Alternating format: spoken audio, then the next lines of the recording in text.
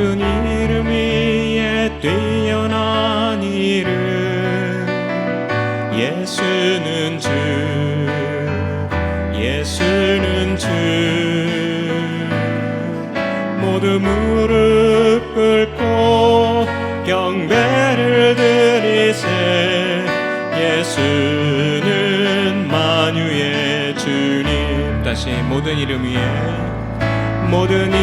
위에 뛰어난 이름 예수는 주 예수는 주 모두 무릎 꿇고 경배를 드리세 예수는 만유의 주님 예수는 주 예수는 주 온 천하 만물을 얼어 그 보좌 영광을 돌리세 예수 예수 예수는 주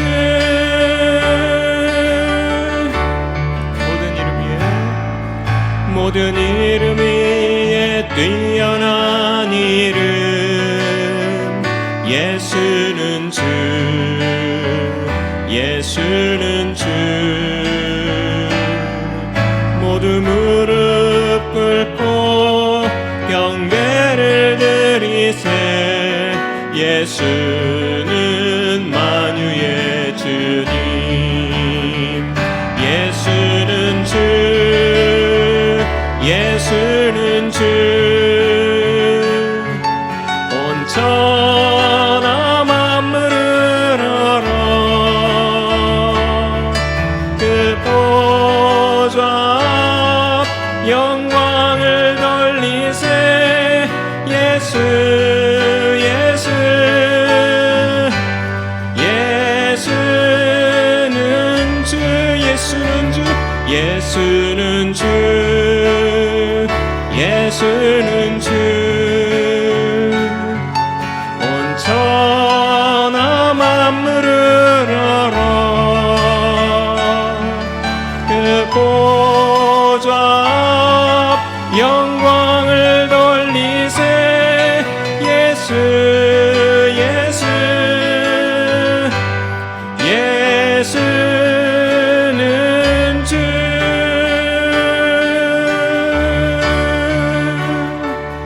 오직 예수 다른 이름은 없네 주 이름만 우리에게 주셨네 오직 예수 다른 이름 없네 오 영광과 존귀 권세와 찬양 받으실 분 오직 주 예수 다시 한번 가겠습니다 오직 예수 다른 이름은 없네 주 이름만 우리에게 주셨네 오직 예수 다른 이름 없네 오 영광과 존귀 권세와 찬양 받으실 분 오직 주 예수 온 땅 위에 홀로 높으신 이름 하늘 위 높이 들리셨네 온 땅 위에 홀로 높으신 이름 영광과 존귀와 찬양 드리세 오직 예수 다른 이름은 없네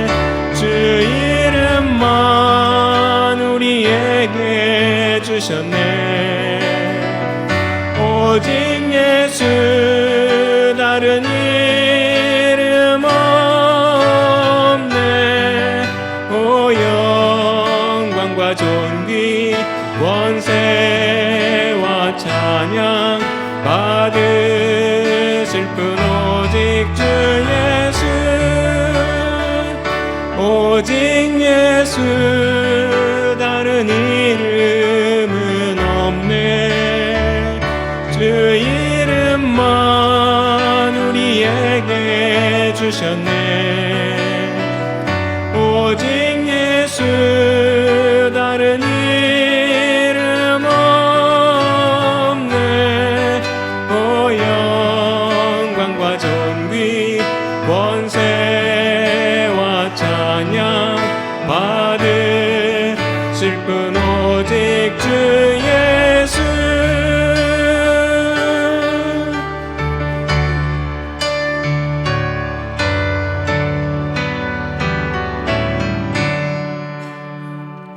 내 주는 강한 성이요 방패와 병기 되시니 큰 환난에서 우리를 구하여 내시리로다. 옛 원수 마귀는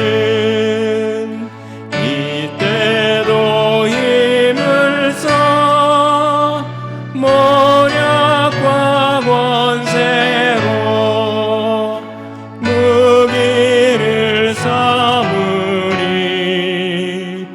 천하에 누가 당하랴.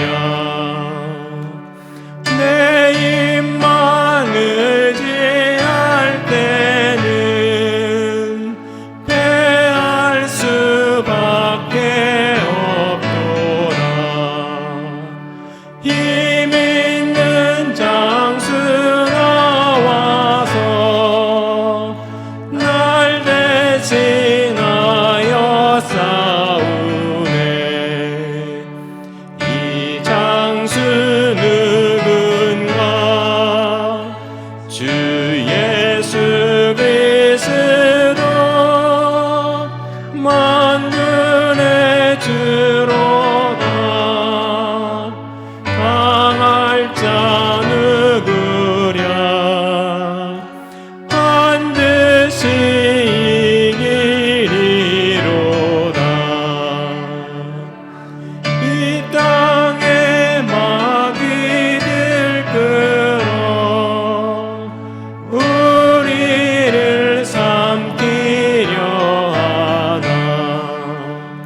겁내지 말고서 걷라.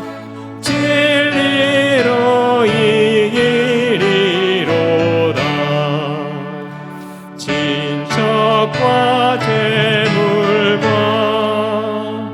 명예와 생명을 다 빼앗긴데도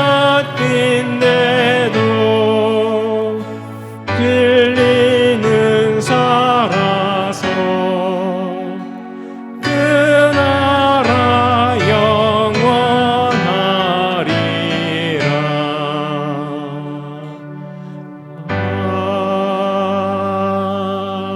아멘.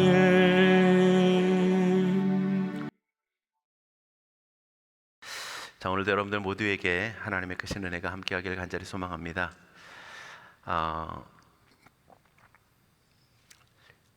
제가 이번에는 설교를 준비를 하면서요, 어떤 하나의 책을 좀 참고를 좀 했습니다. 어떤 책이냐면 마이클 호튼의 기독교 기본 신앙이라고 하는 모습입니다. 그래서 내용 자체는 조금 다르진 않지만 거기서 말하고 있는 그 주제들을 가지고 말씀을 좀 전하려고 합니다.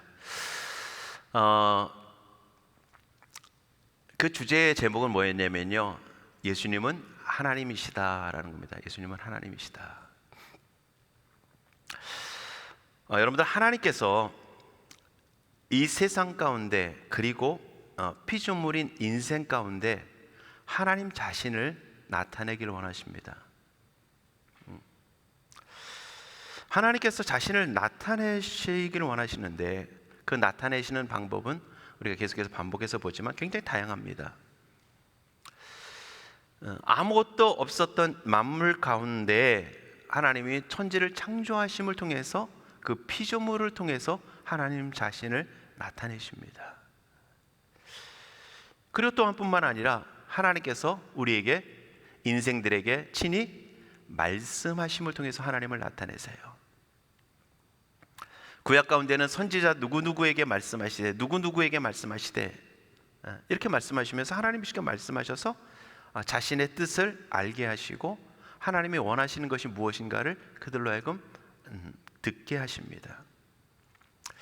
그리고 또한 그들에게 하나님을 나타내시면서 행하시는 모습들이 뭐냐면 또한 하나님의 이름을 말씀하세요.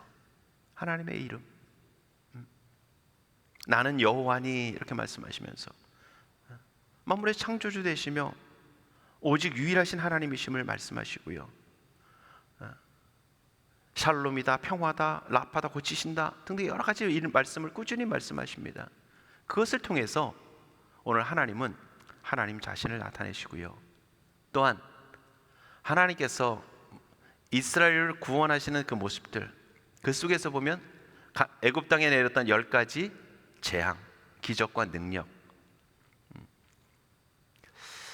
그리고 홍해를 가르시거나 만나와 메추라기를 먹이시는 거나 구름 기둥과 불 기둥으로 보호하시는 것, 이러한 모든 기적과 능력을 통해서 하나님 자신을 나타내십니다.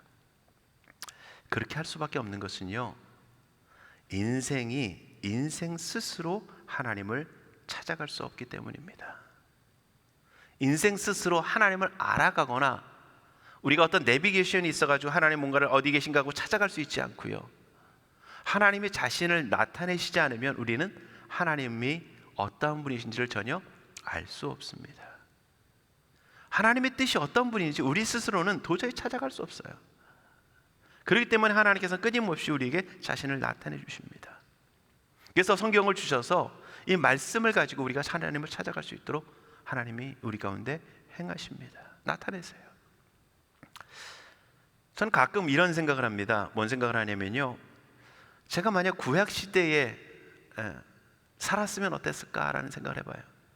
아니면 성경이 다 완성되기 전에 어떤 시대에 살았으면 어땠을까라고 하는 생각을 해봅니다. 그때는 물론 하나님께서 선지자들에게 또한 어떤 하나님의 사람들에게 직접 나타나셔서 그들에게 말씀을 하십니다. 직접적으로 말씀하시니까 참 좋을 것 같지만 또한 오늘 우리 모두처럼 모든 사람이 성경을 가지고 하나님을 알 수 있는 기회는 적었다는 거예요. 어떻게 보면 만난 사람들은 더 친밀할 수 있지만 그들의 이야기를 통해서만 하나님을 알 수 있고 모세에게 주셨던 그 율법을 통해서만 우리가 하나님을 알 수 있다는 것이죠. 그러니까 우리가 성경을 갖고 있다라고 하는 것, 하나님의 말씀을 가지고 있다라고 하는 것은 굉장히 값진 복이라고 하는 것입니다. 복이에요, 복. 근데 우리는 그 성경에 주신 복을 참 어렵게 생각을 하죠. 어렵게 생각을 해요. 때로는 이해할 수 없고 읽어도 무슨 말인지 모를 때도 있고요. 우리는 잘 깨닫지 못할 때도 참 많지만 분명한 것은요, 하나님께서 우리에게 주신 복이라는 겁니다. 자, 이처럼 하나님께서 오늘 우리에게 자신을 나타내 주시기 원하시는데요, 그러기 위해서 하나님은 우리 가운데 언제나 찾아오십니다. 자신을 나타내기 위해서 찾아오세요.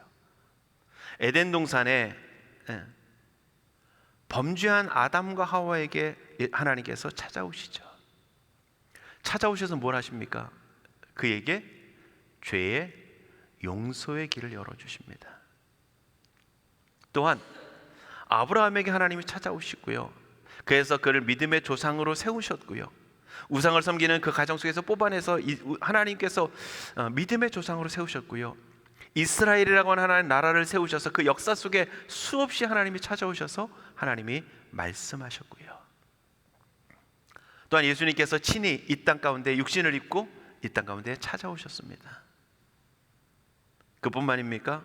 성령, 오순절 마가의 딸 앞방에 성령이 강림하심을 통해서 우리 가운데 찾아오실 뿐만 아니라 우리 안에 내주해 계시고요. 또한 마지막 이 세상의 종말이라고 하는 그때 어떻게 됩니까?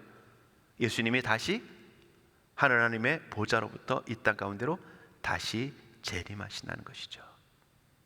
그래서 우리를 하나님의 나라로 인도해 가신다는 겁니다. 그러니까 하나님은 끊임없이 오늘 우리 가운데 찾아오시는 분이세요. 오늘 여러분들 우리의 삶 가운데 그 찾아오시는 그 하나님의 그 손길, 그 음성, 그 하나님의 역사를 오늘 우리는 느끼며 또한 깨달으며 그분과 동행하며 우리는 살아가야 할 줄 믿습니다.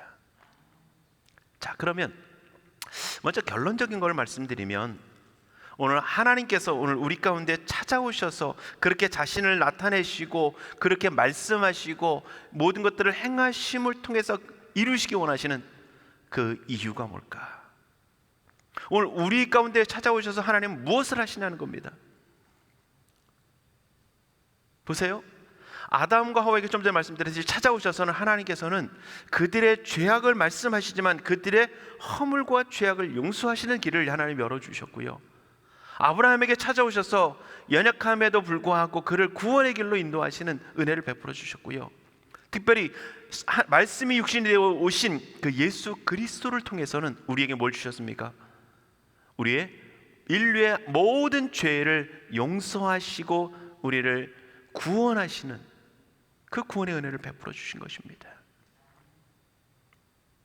그래서 하나님께서 오늘 우리에게 찾아오심은 죄인된 인생에게 찾아오셔서 오늘 우리를 찾아오시는 것은 우리를 꾸짖고 책망하기 위함이 아니라 우리로 하여금 하나님을 아는 자로 만드시고 하나님의 용서와 사랑을 경험한 자로 세우시고 그 가운데서 하나님을 찬양하고 하나님을 섬기며 살아가는 자로 세우시기 위함입니다. 우리가 베드로에게서 계속 본 것처럼 베드로에게 예수님이 그 부인했던 베드로에게 찾아오셔서 행하신 일은 뭡니까? 네가 나를 사랑하느냐 물으시죠.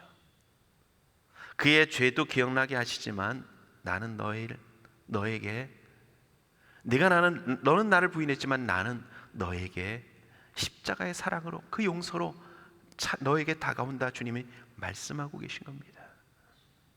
그게 주님의 은혜입니다.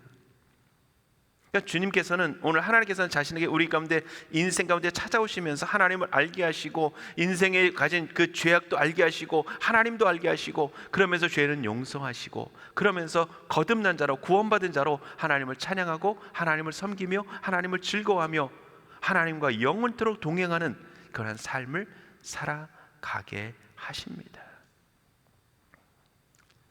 자, 오늘 본문의 말씀을 통해서도 보면요, 예수님께서 어느 한 집에 계십니다. 그랬을 때에 중풍병으로 고통하고 있는, 얼마나 심각한지는 모르겠지만 아마도 전체적인 성경의 상황을 보면 스스로 거동하기 힘들 정도의 그러한 심각한 중풍병으로 고통하고 있는 사람인 것 같습니다. 그래서 이 사람을 친구들이 들것에 들어가지고 움직여야만 움직일 수 있는 그러한 상황이었던 것입니다. 그 친구들에 의해서 이 사람을 예수님에게로 데리고 옵니다. 그 예수님에게 데리고 왔을 때에 많은 사람들이 그곳에 있음으로 인해서 문까지 꽉 차고 사람들이 비켜주지 않음을 통해서 예수님께 도저히 나갈 수 없는 상황입니다. 그래서 사람들이 어떻게 합니까? 지붕으로 올라가 지붕을 뜯고 구멍을 내고 그 침상을 달아내려서 예수님 앞에 내려놓으니까 예수님께서 하시는 말씀이 내 죄 사함을 받았느니라. 오늘 2절 마지막 부분에는 작은 자야 안심하라 내 죄 사함을 받았느니라 이렇게 말씀합니다. 그 목적을 주님이 뭐라고 말씀하시느냐? 6절에 보면 오늘 우리가 중심으로 볼 말씀인데요, 그러나 인자가 세상에서 죄를 사하는 권능이 있는 줄을 너희로 알게 하려 하노라 이렇게 말씀합니다. 오늘 예수님에게 그런 권세가 있다, 죄를 사하는 권능이 있다는 것을 알게 하신다는 겁니다. 그러니까 육신을 입고 오신 그 예수님이 그 죄를 사하는 권세가 있다는 것을 어떻게 해요? 그들로 하여금 알게 하시기 위함이라는 겁니다.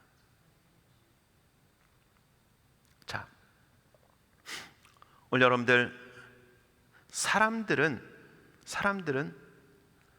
예수님을 뭘로 기적을 하려고, 예수님을 뭘로 생각하고 이해하려고 하고 받아들이려고 하냐면요, 예수님이 행하시는 것을 보고, 예수님이 가르치시는 말씀을 보고 자신이 가진 지식과 자신이 가진 기준과 자신이 스스로 생각한 판단을 가지고 예수님을 이해하려고 합니다. 이게 인생의 수준이에요. 그런데 신자는 어떻게 되냐? 믿음을 가지게 되면 우리는 내 기준과 내 생각과 내 판단을 가지고 예수님을 보는 것이 아니라 예수님이 말씀하신 그것을 그것으로 받아들이는 겁니다.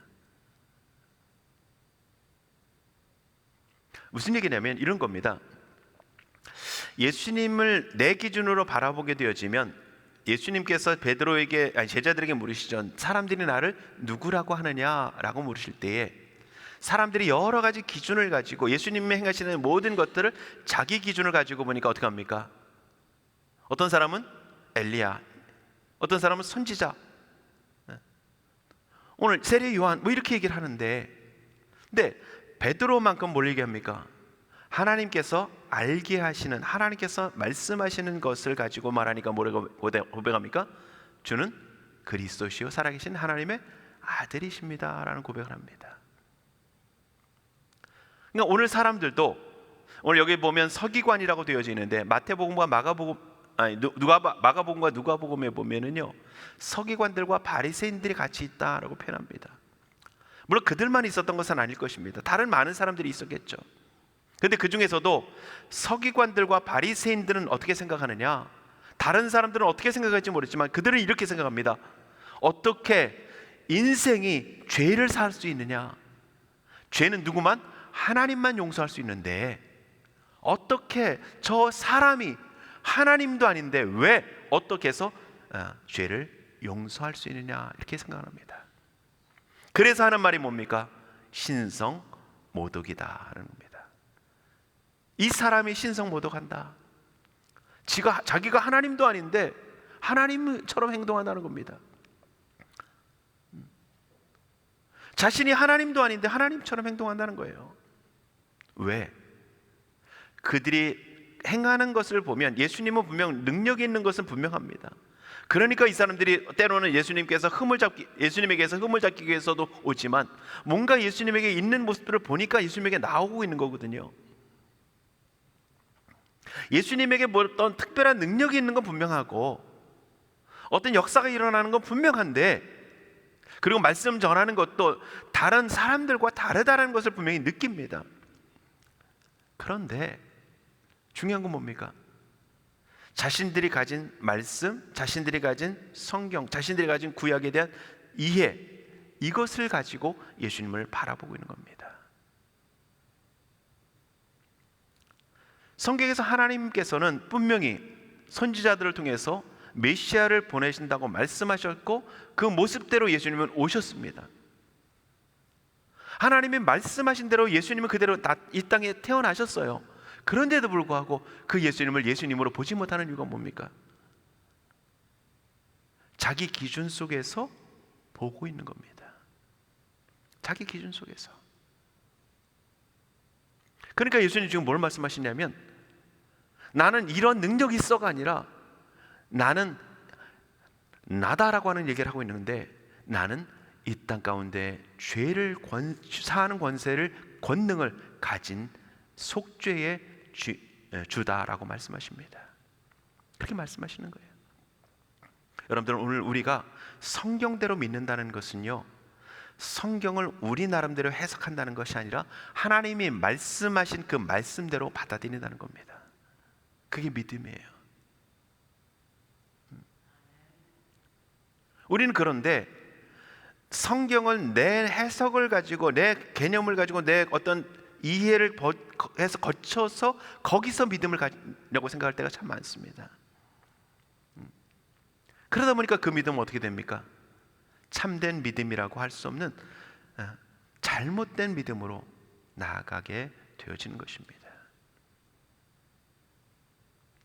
그러니까 예수님께서 분명 하나님으로서 그 권세를 가지고 지금 말씀하시음에도 불구하고 사람들은 뭐라고 말씀하냐면 신성모독하는 사람이다 라고 얘기하는 겁니다.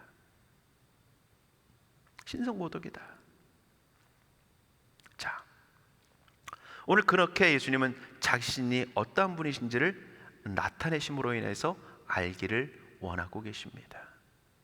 자, 그러면 오늘 예수님이 말씀하시는, 예수님이 나타내시는 그 예수님의 모습은 어떤 모습이냐? 오늘 말씀에서 보면 죄를 사하는 권능을 가진 분이라는 겁니다. 죄를 사하는 권능이 예수님에게 있다라고 말씀하십니다. 그리고 그것을 너희가 알게 하기 위함이다 라고 말씀합니다. 자, 예수님은 여러 가지 권세와 권능을 가지신 분이시지만 그 중에서 우리가 본다면 예수님은 죄를 판결할 수 있는, 심판할 수 있는 심판의 권세를 가지신 분입니다. 재판 권세를 가졌죠. 그런데 또한 예수님에게는 동시에 뭐가 있냐면요, 십자가를 지심을 통해서 인류에게 구원을 주시는 구속자의, 속죄자의 권세를 가지신 분이십니다. 여러분들 보세요. 재판장이, 물론 예수님에게는 조금 차이는 있지만 재판장이라고 하는 사람이 당신은 유죄요 무죄요라고 판단할 수 있는 권한이 있습니다. 그런데 그 모습은 유죄요 무죄요라고 하는 것은 판단하는 겁니다. 없는 죄를 있다고 할 수 있는 게 아니고요, 있는 죄를 없다고 하는 게 아닙니다. 죄가 있는지 없는지를 어떻게 해요? 판가를 하는 거예요. 예수님이 심판자로 오실 때는 그것을 가지고 판결을 하실 겁니다. 그러나 오늘 지금 예수님의 권세는 어떤 권세입니까? 죄를 사할 수 있는 권세라는 거예요.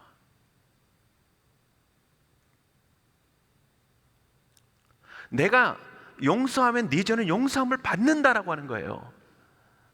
너는 판결자로서 너는 유죄, 너는 사형라고 내릴 수 있는 그러한 죄인이지만 나는 그러한 너를 무죄라고 해줄 수 있는 그러한 권세를 가진, 그러한 용서를 베풀 수 있는 그러한 권능이 내게 있다라고 말씀하십니다.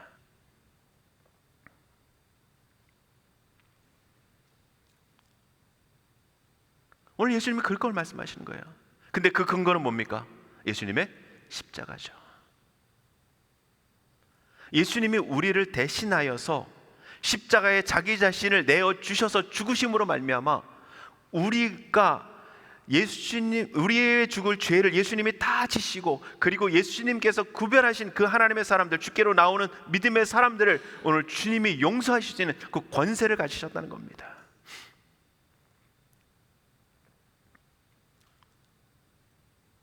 오늘 제가 이 말씀을 준비하면서 보니까요, 그 칼빈이 그런 얘기를 하고 있더라고요.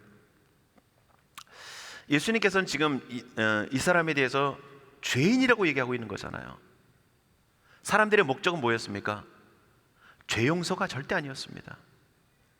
예수님 앞에 나올 때 목적은요, 사람들은, 이 사람도 그랬고 그 사람을 들것에 들고 온 그 친구들이든 그 사람들도 마찬가지일 겁니다. 이 사람이 그 중풍병에서 놓여 자유롭게 건강하게 걷고 뛰고 자유로운 활동을 할 수 있는 그 건강을 위해서 온 것입니다.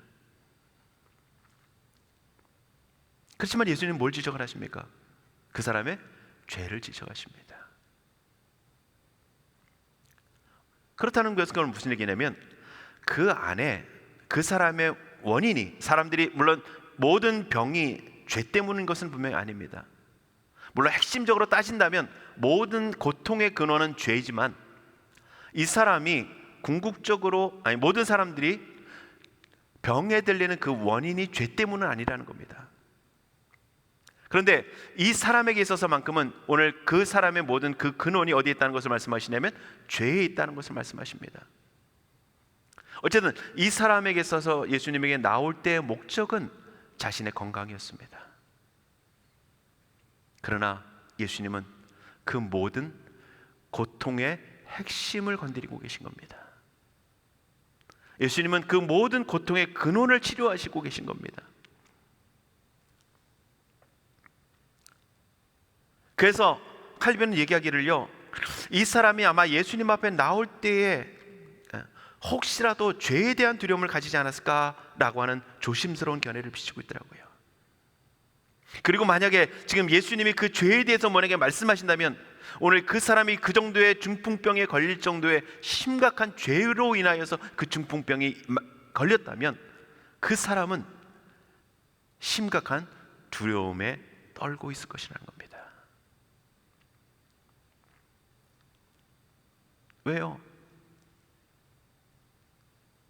모든 사람들이 지금 죄에 대해서는 용서보다는 많은 사람들이 정죄 쪽에 가깝게 사람들이 행동하고 있기 때문입니다. 그러니까 이 사람들 굉장히 두려울 수 있겠죠. 그런데 예수님은 그 정죄가 아니라 오늘 그 사람의 죄를 용서해 주고 계신 겁니다. 자, 그런데 사람들은 뭘 봅니까? 사람들은 겉으로 드러나는 현상을 봅니다. 그 사람의 죄가 용서받았는지 안 받았는지 어떻게 알겠습니까? 오늘 그 사람의 죄가 용서를 받았는지 못 받았는지 눈에 보여지는 게 아무것도 없어요. 뭐 이마에다가 죄를 지을 때 죄인 써 있다가 죄 용서받으면 이미 죄인이라는 글씨가 싹 사라진다면 뭐 우리가 충분히 뭐라고 얘기할 수 있겠죠. 그런데 드러나는 거 아무것도 없습니다. 그러면 나타나는 현상이 뭡니까? 그 사람이 건강해지느냐는 겁니다. 그러니까 사람들은 어디에 집중하겠습니까? 그 사람의 걷느냐 못 걷느냐는 겁니다. 그랬을 때 예수님이 뭐라고 말씀합니까? 내 심상을 가지고 돌아가라고 말씀하시죠. 그랬을 때 그 사람이 그걸 걸어가서 나가는, 그것을 보면서 놀라는 이유가 뭡니까? 단지 병을 고치는 것만이 아니라 예수님이 죄를 사하는 권세가 있구나라고 하는 그러한 생각을 가지게 되어지고, 과연 이게 진짜 어떤 의심하는 사람들에게 있어서는 진짜 죄가 용서함을 받았을까라고 하는 그러한 의문이 생겨지게 된다는 것이죠. 여러분들, 우리도 마찬가지예요. 우리가 죄를 용서받았다 그러는데 우리가 어떤 그 죄 때문에 심각한 고난, 예수님이 십자가에 못 박히는 것처럼 우리 못 박히지 않았고요. 우리의 어떤 모습들이 눈에 보이는 그 속죄의 징표들이 아무것도 없습니다. 다만 하나님께서 하나님의 그 칭의를 통해서 법적인 선언을 하신 거예요.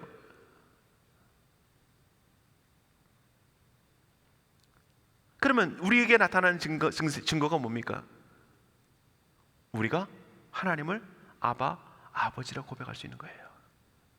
우리의 마음속에 언제나는 아니랄지라도 우리가 그렇게 속죄의 은혜를 경험하게 될 때에 하나님을 즐거워하고 우리의 마음이 평안을 얻게 되어지는 그 은혜를 경험한다는 겁니다. 그러니까 그런 것들을 통해서 내가 용서를 받았구나라고 하는 것을 우리는 확증을 하게 되어져요.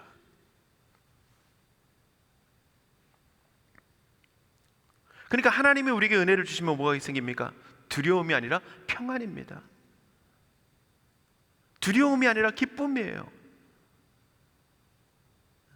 우리는 두려움을 가지고 어찌할 수 없는 마음을 가지고 주님 앞에 나았다 할지라도 그 속죄의 은혜를 느끼고 깨닫게 되어지면 우리의 마음이 그 죄에서 자유케 되어지는 은혜를 통한 기쁨과 평안과 그 자유로움이 오늘 우리 안에 생겨지게 되는 겁니다. 그 모든 것들을 가장 절실하게 경험한 사람이 누굽니까? 오늘 본문에서 보면 이 중풍병자인 거죠. 그리고 모든 사람들이 다는 아니겠지만 그것을 보면서 하나님께 영광을 돌리는 그 사람들이 진정 예수님이 그러한 속죄의 권세를 가지고 계시고 예수님 앞에 나옴을 통해서 그것을 보면서 자신들의 마음속에도 누리게 되어지는 그 기쁨과 영광이 그들 가운데도 있게 되어지는 것입니다. 그런데 그 예수님께서 주시는 그 속죄의 권세는 이 땅에 어떠한 죄도 용서받을 수 있다는 겁니다. 여러분들, 예수님의 그 십자가로 용서받지 못할 죄는 아무것도 없습니다. 예수님의 그 십자가로 인하여서 용서받지 못할 죄는 아무것도 없어요. 그것이 어느 때냐, 언제냐, 얼마만큼이냐가 중요하지 않습니다. 우리가 좀 전에도 말씀드렸듯이 그 베드로를 용서하셨던 주님, 또한 예수님께서 십자가에 죽으실 때는 누굴 용서하십니까? 한편 강도, 어느 한편 강도가 자신을 기억해달라고 하는 그 한편 강도를 주님이 오늘 네가 나와 함께 낙원에 있을 것이다 라고 말씀하시네요. 그 강도 또한 그 죄로 인해서 십자가에 죽을 수밖에 없는 그 죄인이었지만 그 죽는 순간에 단 한마디의 고백을 통해서라도 어떻게 해요? 구원에 이르게 되어지는, 우리가 그것을 통해서 볼 수 있는 건 뭡니까? 어떤 우리의 수고와 애씀과 이 모든 것들이 필요하지 않는다는 거예요. 어떠한 죄도 용서함을 받는 겁니다. 아담이 지은 원죄로부터 우리 인생이 지은 고범죄까지 모든 죄가 다 용서함을 받는 겁니다. 그러한 권세가 오늘 예수님에게 있습니다. 그러면 오늘 예수님께서 예수님에게 세상에서 죄를 사는 권능이 있는 줄을 너희로 알게 하려 하노라 주님 말씀합니다. 그 얘기는 무슨 얘기입니까? 예수님이 지금 예수님에게 그러한 권세가, 그러한 권능이, 그러한 능력이 오늘 있음을 너희로 하여금 알게 하시기 원하신다라고 하는 것은요, 단지 그래 너희가 나 이런 사람으로 알고 인정해 이게 아니라 그 속죄의 은혜를 너희가 누리기를 원한다는 겁니다. 그 가장 핵심적으로 누리는 사람은 그 자리에서 누굽니까? 중풍병자겠죠. 지금 중풍병자가 그 속에서 고침을 받고 회복됨을 통해서 그 죄가 사함을 받고 육체가 고침을 받음을 통해서 용서의 은총을 가장 기쁘게, 가장 절실하게, 가장 크게, 가장 감격스럽게 그는 느낄 것입니다. 그러면 그 옆에 있는 사람들은요, 그 예수님을 바라보는 사람들은요, 그냥 구경꾼입니까? 같이 그 사람이 낫는 걸 보면서 너희도 그것 보면서 즐거워해라가 아니라 오늘 그들도, 오늘 우리들도, 그곳에 모인 모든 사람들도, 그리고 주님을 부르는 모든 사람들이 그 예수님으로 말미암은 속죄의 은총을, 그래서 질병에서 고침을 받고 영혼의 죄악의 그 죄성에서, 죄책에서 벗어나게 되어지는, 자유케 되어지는 그 은혜를 우리로 하여금 누리게 하시려고 하는 겁니다.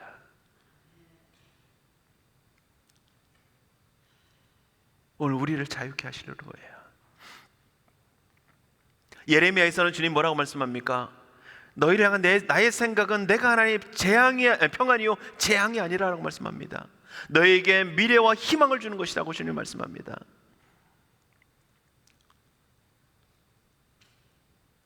오늘 우리에게는, 죄인으로 있을 때 우리에게는 미래가 없습니다. 그런데 그 아들을 십자가에 내어 죽이면서 오늘 우리에게 재앙이 아닌 평안을 주님은 주기 원하시는 거예요. 절망이 아닌 소망을 주기를 원하시는 겁니다.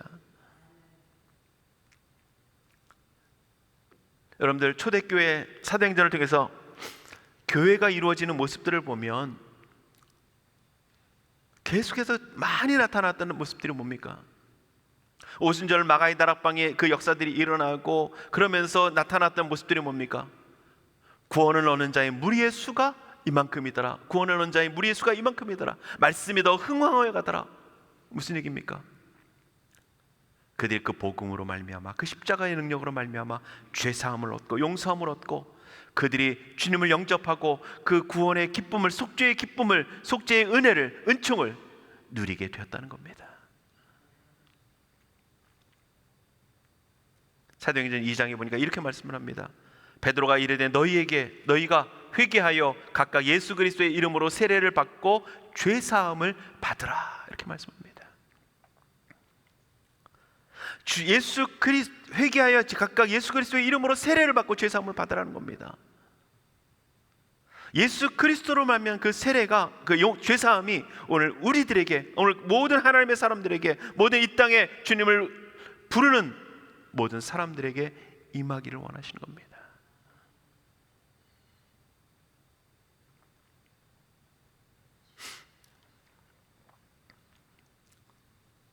오늘 예수님께서 오늘 우리에게 말씀하시는 것은요, 우리가 주님과 함께 사는 겁니다. 속죄의 은총을 입고 주님과 함께 사는 그 자리로 우리를 나아가도록, 오늘 지금 예수님께서 속죄의 권세가, 죄를 사하는 권능이 그에게 있음을 알게 하신 겁니다.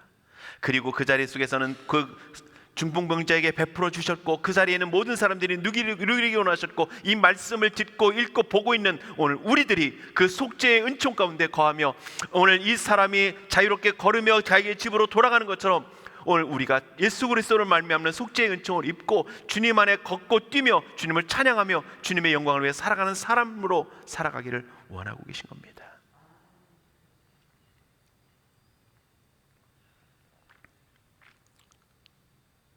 누가복음 24장 47절에 보면요, 말씀을 좀 띄워주시고요.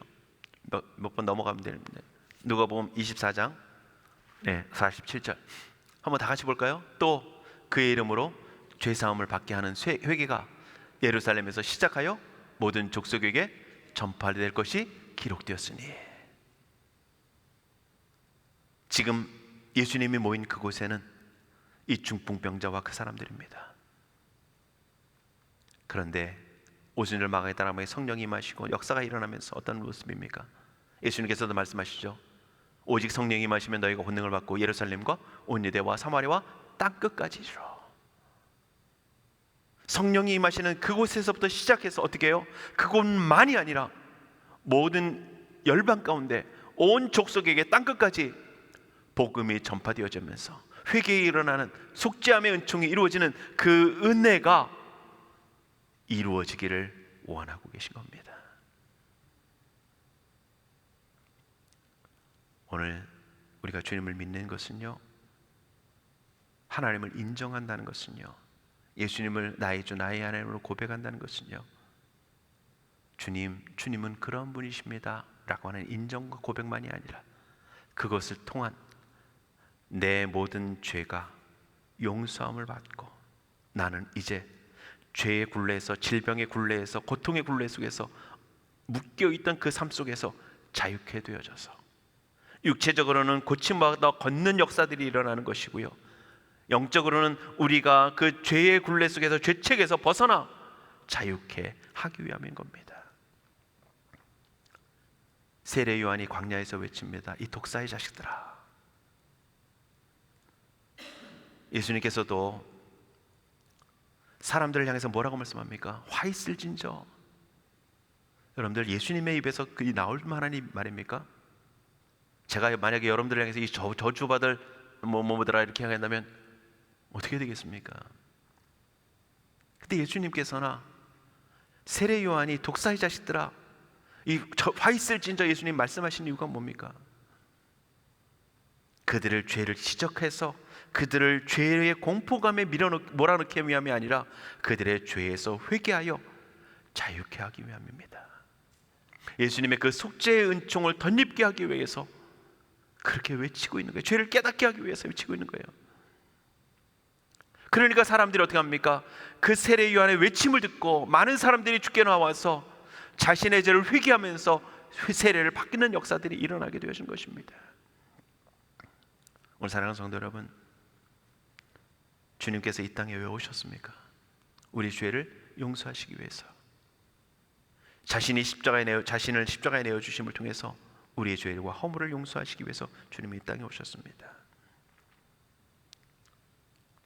그 십자가를 통해서 때로는 육체의 고통을 주님 해결해 주시기 원하셨고요, 때로는 무엇보다도 모든 사람들에게 주시기 원하신 것은 우리의 씻을 수 없는 허물과 죄로 죽을 수밖에 없는 우리를 용서해서 이제는 주님을 찬양하고 걷고 뛰며 주님 안에 자유케 하시는 그 속죄의 용서의 기쁨을 누리는 하나님의 사람들로 세우기 위하여서 이 땅에 오셨고, 그 예수님을 우리로 알고 그 기쁨과 감격과 그 은혜를 우리가 누리길 원하시는 겁니다.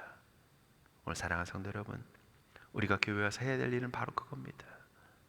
때로는 우리가 이 사람 중풍병자처럼 육체의 고통 때문에 주님 앞에 왔다 할지라도 육체의 문제 때문에 주님을 왔고 육체의 고통을 해결하기 위해서 주님 앞에 찾았고 육체의 어려움 때문에 육체의 아픔 때문에 육신의 문제 때문에 주님을 찾았다 할지라도 진정 우리가 만나야 될 주님을 진짜 만난다면 우리는 육체만이 아닌 우리의 영혼의 근본적인 그 문제가 해결되어야 할 것이고 해결될 줄 믿습니다. 그러한 은혜가, 그러한 감격이, 그러한 자유함이 여러분들 모두에게 충만할 수 있기를 주님의 이름으로 축복합니다.